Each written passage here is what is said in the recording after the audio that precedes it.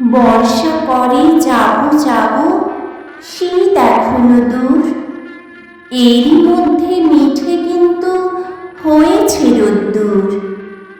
মেঘগুলো সব দূর আকাশে, পারছে না ঠিক বুঝতে ঝরবে নাকি যাবে উড়ে অন্য কোথাও খুঁজতে।